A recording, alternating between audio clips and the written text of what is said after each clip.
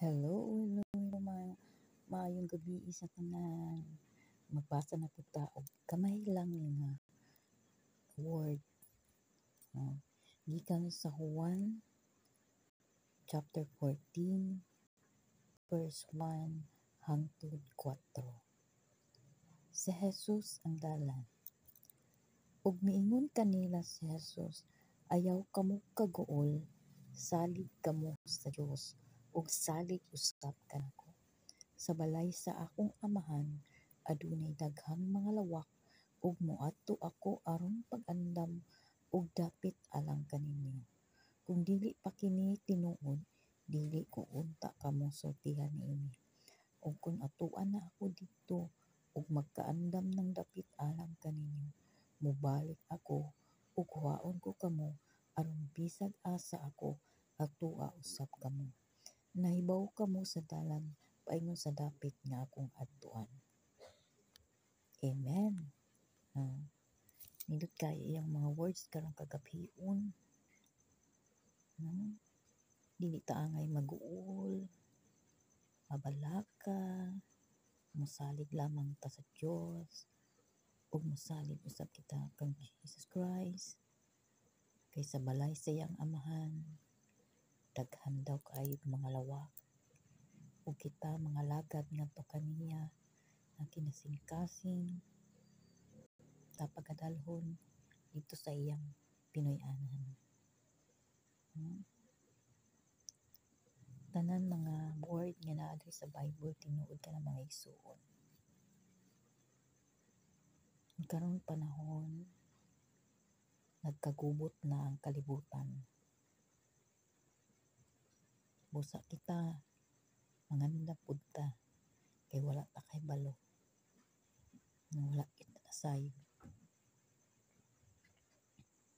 Basin pagbalik sa Ginoo dili pa ta andam. Uwahin na jud ang tanan. Busa mintras wala pa ang Ginoo mobalik, wala pa ta gikuha sa Ginoo, ato gyud ang pangandaman mga igsuon.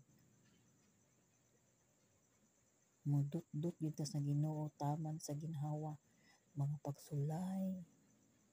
Kay moabot man gyud ang mga pagsulay, dili gyud ta ana magpaepekto. Dili ta ana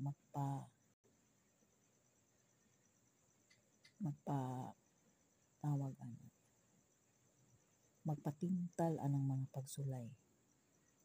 Kinahanglan naa atong mga pagsalig 100% ang atong pagsalig. 100% ang atong gitugyan nato atong mga problema, mga pagsuway sa kinabuhi, naghabi na kabug-at, pasnuono na, mura na sa atong abaga, kanang tanan atong isalig sa Ginoo. Kay walay imposible sa Ginoo mga igsuon. Ang dalan mo kanang dalan ang atong mga lagad ta mo gitawag nga ang dalan nga kinahanglan nga malagad ta bisan pa tuod nga grabe kapit-os sa dalan. Daghan kay mga pagsulay mga igsuon. Daghan kay mga kalisod kung kita mga lagad. Dili ta kita mga lagad dili nato na ikahadlok kay naa ang Ginoo nagauban. Naa siya nagauban kanato, naa siya nagalantaw kanato kanunay adlaw gabi.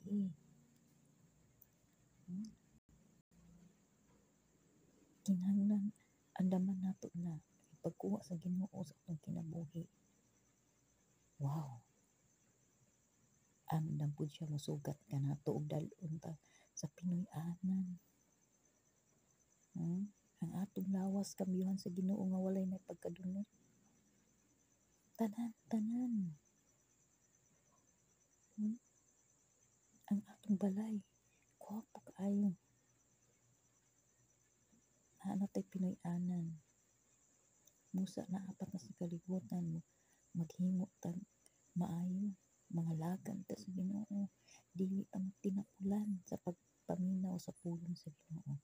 Kay basin moabot ang panahon uwahin na mga igsuon. Dili na dyan na siya mariway. Dili na na mariway. Mintras puwi pa, mintras makalakaw pa, mintras makasulit pa, buhata ang tanan. Amen? Buhata ang tanan. Kaya ang kabutan, nagkagubot, dili na masaktan. Muna, kapit sa Ginoo mga igsoon. Dili dyan nato kalimtan ang mga pag-ampo. Hindi ka na mga pag-ampo, mauhinay. Mag-strong kita sa mga pag-ampo. Magpasalamat sa mga pag-ampo kanunay. Dili dyan tabuhian na sigun sa pay may tabo.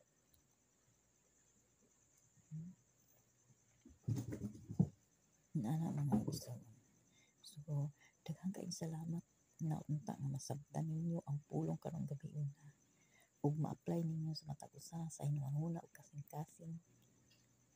Buhatan na inyong mga igsoon mintras tayo pa, mintras itagaan pa ta og kinabuhi. Amen. Daghang kay salamat Lord sa mga pulong karong gabi una.